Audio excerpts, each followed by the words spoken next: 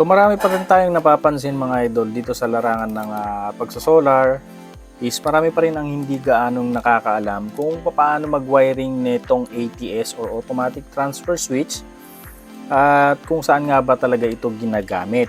At syempre kung anong klaseng wire nga ba yung tutugma dito sa ating mga ATS. So sa video na ito mga idol is tuturo natin kung paano mag-wiring ng ATS at i-explain din natin kung ano yung tamang mga wirings or size ng wire ang tutugma sa ating mga ginagamit na ATS. So para makaiwas tayo sa disgrasya sa ating mga solar setup, no? So bago tayo magsimula mga idol, nais ko lang batiin ang ating mga bagong subscribers, ang ating mga manonood, and then siyempre sa ating mga ka-DIY na gustong-gustong matuto sa pagsasolar mga idol, no? Maraming salamat at lagi kayong nandyan nagsusupport sa ating channel mga idol. Thank you. Okay, so simulan na natin ito.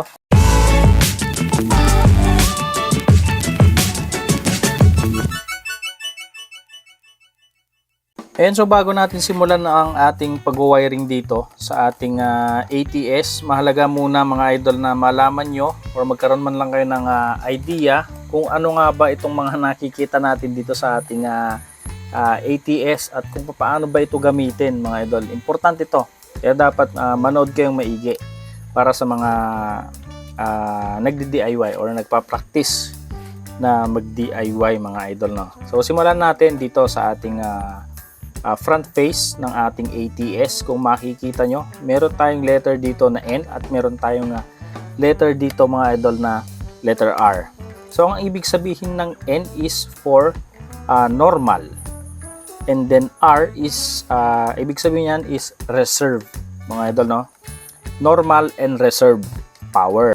So dito sa letter N mga idol stands for normal. Kung gusto nyo maging normal power nyo ang solar, so dito nyo ilalagay yan sa slot ng normal. Ayan. Ibig sabihin yan, dito na, ito na yung magiging priority power ng inyong load. So kung gusto nyo maging priority power ang solar at gusto nyo maging backup ang inyong utility or grid, dito nyo naman ilalagay sa reserve yung inyong grid. So ang input nga pala natin dito mga idol, always sa taas. Solar, and then utility or grid dito sa reserve mga idol. Ayan. So hindi kayo malilito dito sa pagwa-wiring nyo dito. Basta ang importante is wag kayong magkakanda baliktad dito. Kung ano yung input nyo dito ay siya rin yung magiging output nyo dito na color coding ng wire, no? So ulitin natin mga idol ha. So kung gusto niyo maging priority power yung inyong solar, dito niyo ilagay sa normal power. And then kung gusto niyo maging backup yung utility or grid, dito niyo ilalagay sa reserve. Okay, so next tayo dito sa mayroon tayong knob dito or switch dito sa taas. Kung makikita niyo dito mga idol, meron tayong auto and then manual. So kung naka-switch ito sa manual, ang purpose kasi niyan is para dito sa ating rotating knob. Ayan. Ang medyo nakakalito dito mga idol, kung meron kayong mabibili na ATS, no? Baliktad kasi ito eh. Itong knob niya. So dapat sana ay itong sticker niya. So dapat sana nakaturo yan dito. Yung iba naman ay gagaya nito, nakaturo sa taas. Tapos meron pang extra dito na lumabas na nakaturo naman dito sa normal. So malilito kayo. So ang ginagawa ko, babaliktarin ko na lang yung sticker niya. So ito kasi yung magiging arrow nyo mga idol. Kung saan nakaturo, ibig sabihin nandun yung power ng ATS. Doon siya anong tawag dito? Doon siya naka-engage, no? Okay, so ito kung naka-manual tayo and then power up yung ating ATS, power up parehas, normal at saka reserve, may power. mapipihit natin, pwede tayong mamili mga idol kung saan natin gustong pumunta na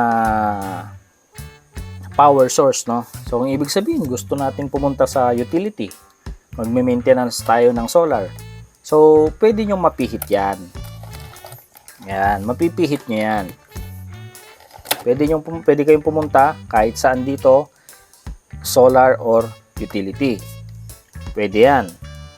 Ngayon, kung naka-automatic naman, ibig sabihin yan mga idol, kung for example nalobat yung solar natin, so nag-shutdown or nag-cut yung output ng ating 220 sa solar, automatic ito lilipat sa reserve. So ganun din, vice versa yan. Kung naka-reserve ka naman, for example, no, naka-reserve ka kasi nalobat si solar. And then biglang nag-power up yung solar kasi full charge na. Eh, wala kayo sa bahay.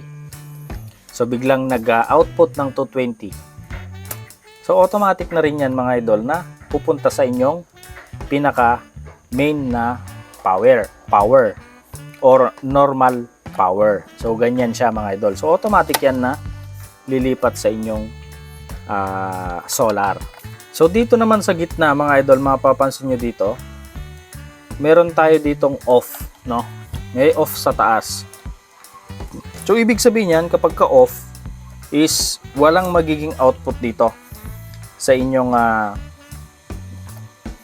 papuntang load. Kahit na power up or energize yung inyong reserve at saka normal power, kapag ka ito nakagitna, ibig sabihin walang lalabas dito sa inyong output ng ATS, no, dito. So walang lalabas diyan mga idol. Kaya lang mga idol, hindi natin to ina-advise na ipunta nyo sa gitna, no? Kasi karamihan ng ATS ngayon or halos lahat ng ATS, dahil maraming ang mga brand na nagsilabasan na ATS, is hindi pare-parehas ng design or schematic design dun sa kanyang loob kung saan nagkakaroon ng switching mga idol, no? Ito kasi meron tong parang bracket or kamay na magsi-switch dito sa ating mga breaker ng ating ATS. Ngayon, kaya hindi ko ina-advise na gayahin to na wag nyo sundin ang off na nasa gitna kasi pwedeng magsalubong. Depende yan sa design. Kaya ina-advise ko sa inyo na wag nyo gayahin na kung meron kayong nakitang off, is i-off nyo sa gitna. So pera na lang siguro kung yung ATS nyo is meron talagang nakalagay na off sa gitna. So pwede nyo siguro gawin. Pero usually hindi ko ginagawa na ino-off yan, na nilalagay sa gitna. Ito naman mga idol, sa pagka naka-automatic tayo, no, hindi nyo yan mapipihit manually. Wala, hindi nyo mapipihit yan. Lalaban yan. Mapipihit nyo man, pupunta pa rin yan sa kanyang pinaka-main na ituturo, which is yung normal. So hindi niya yan mga idol, hindi niyo yan maituturo o babalik yan. So for example, naka-automatic kayo and then itong may power yung normal power nyo. Automatic yan.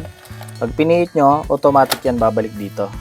So huwag nyo rin gagawin mga idol yon na ipipihit kapag ka naka-automatic kasi pwedeng masira yung motor ng ating ATS. So kung gusto nyo pinipihit-pihit, manual nyo na lang, saka nyo pihitin. Ayan. Para hindi man laban yung motor ng ating ATS, no. Sa pag-wiring nito mga idol is madali lang naman. Ang importante lang na malaman nyo is dapat tugma yung wire size na gagamitin nyo para dito sa ating ATS. Kasi once na undersize or masyadong mababa yung wire size na ginamit nyo para dito is pwedeng malusaw mga idol yung wire na gagamitin nyo dito, no. So itong 63 ampere is ang tumbas nito or kaya niyang continuous na load is hanggang 13.8 kilowatt na load, no. Pero kung continuous yung inyong gagamitin is hindi naman advisable na nasasagad yung capacity nito. At least mag-LAN kayo ng less than 20% para sa kanyang continuous load dito. para hindi masagad mga idol. So syempre mga idol, kung 63 ampere yung gagamitin nyo na ATS, which is yung pinaka-common na ginagamit natin para sa ating mga solar setup, ay dapat tugma yung wire nyo, no? So ang wire size na gagamitin nyo dapat dito, kung 63 ampere yung inyong ATS mga idol, is at least 6 AWG or 16 mm mga idol yung gamitin nyo para hindi mag-init yung inyong wire. So ganito lang naman, jumper lang naman dito sa baba. So ilalagay lang natin itong isang wire dito, and then yung isang wire para dito. Ayan, jumper lang kasi ito mga idol, yung wire dito sa ibaba, kasi dito na kayo maglalagay ng load, no? So pwede kayong maglagay kahit saan dito yung load nyo. So ito na yung pupunta sa inyong mga branches ng mga load, kagaya ng mga inyong mga ilaw. Basta ito na mga idol yung inyong load, either dito or dito, isabay nyong ilagay, no? So parang ganyan yung kanya magiging labas, ganyan.